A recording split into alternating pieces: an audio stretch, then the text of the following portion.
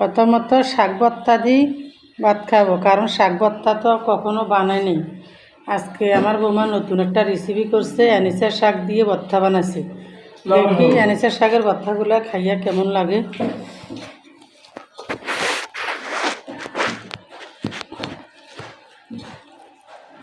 দেখতে তো অসাধারণ মজা হয়েছে ভর্তাগুলো। দেখেন এই ভর্তা কারণ নাই, আলো কম ভিডিওতে।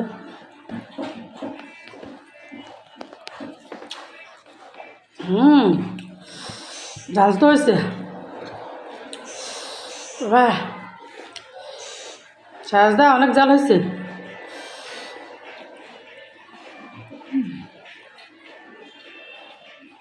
গরম ভাত দিয়ে এরকম চাল অসাধারণ মজা হয়েছে। লেবু নেই না,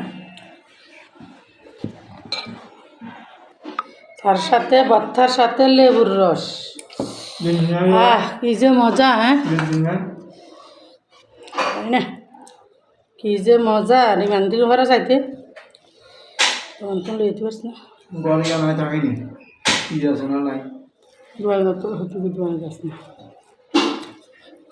শাক দিয়া ভর্তা দিয়া লেবু দিয়া এত দারুণ খাবার।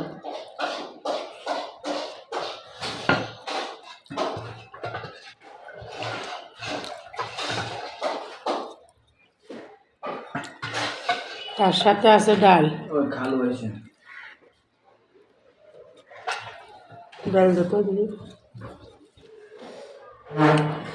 লেবুর রস খাইলে লেবুর চামড়া খাইতে হয়।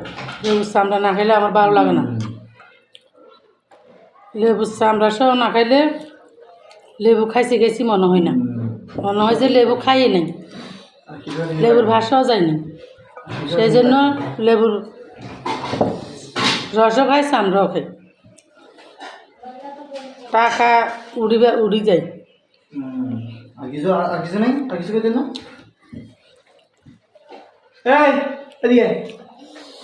তেরম খরচ কর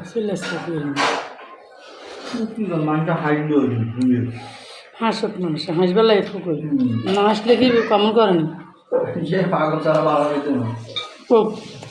এদের মস্তিষ্কে সমস্যা আছে, এগুলো কি ভিডিও বানায় দেখি ব্লক করে দেবো। ভালো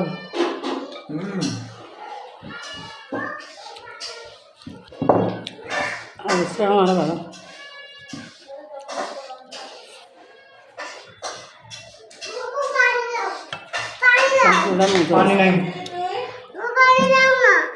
মুনিগো এনিগো বাসাত গেছে।